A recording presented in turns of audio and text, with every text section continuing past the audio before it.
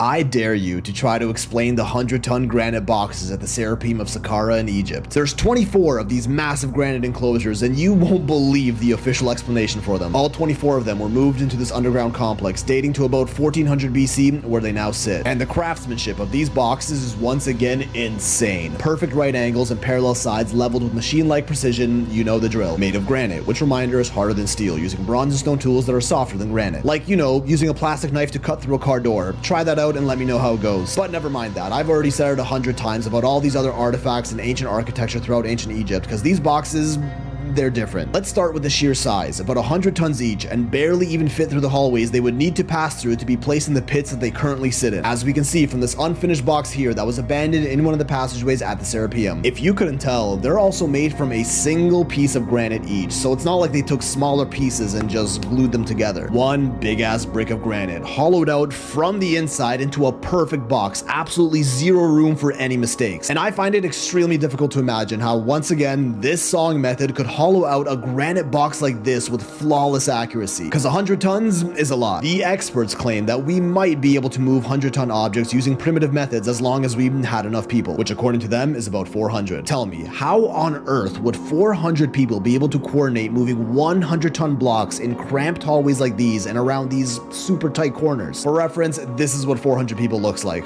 All stuffed in there. Not to mention, the boxes were perfectly placed in the center of rooms even smaller than the hallways. Where do we have room for 400 people there? And I don't know if you noticed, but these hallways and pits are currently lit up with modern lighting, which the ancient Egyptians obviously didn't have. This Serapeum would have been pitch black day and night 3,400 years ago, but of course they still had fire and torches that served this exact purpose, right? Except they found no evidence of soot, the leftover scorches from torch fire, anywhere on the walls or ceilings in this complex, as they would normally find in dark underground passageways. Any commonsensical person would imagine that a project like this would have taken thousands of hours of work in torch-lit chambers, yet not a shred of proof of that anywhere. So what did they use to see in the dark back then? And the entire Saqqara necropolis itself is dug into limestone bedrock. There's no granite found here, so they couldn't have chiseled these in place either, as some may suggest. What we do know is that these boxes were important, like super duper important. But for what? Clearly an undertaking of this scale would have surely held a higher purpose for their civilization. I mean, they definitely weren't tombs. They're obviously way too big, right? Nope, they still call them tombs. Made for, get this, the pharaoh's prized bulls. Yes, bull tombs.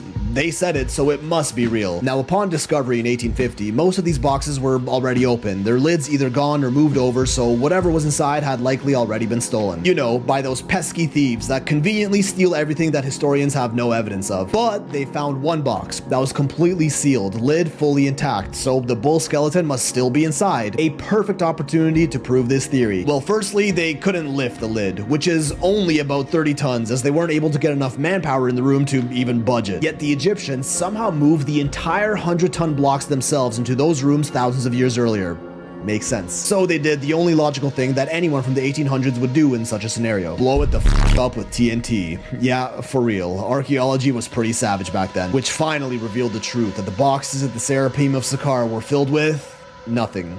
Absolutely nothing. No mummy, no bull skeletons, no gold or treasure, nada. They did find mummified bull carcasses in a bunch of wooden sarcophagi, as would be expected, in an area called the Lesser Gallery, but not a single one found in any of the granite boxes. Cause yes, to be fair, the Apis bull was a highly revered deity worshipped by the ancient Egyptians, symbolizing fertility in agriculture and the physical embodiment of their god Ptah. Hope I pronounced that right. I just find it hard to believe that a project of this colossal magnitude, which would have taken years, if not decades to complete, was dedicated to stashing the bodies of dead animals. While at the same time, mummified bulls were found in much smaller, simpler wooden sarcophagi in the Lesser Gallery, which is oddly close to the public and no images of those exist either. Allegedly proving that this is how they stored bull remains, not this. But then again, I'm just an idiot. Still others claim these boxes may have been power conductors that generated electricity for their civilization, part of the infamous Giza power plant theory, which is a fringe idea that may or may not be true, and I explained it in full in a previous video. So, are these really bull tombs, or just a steaming load of bullshit?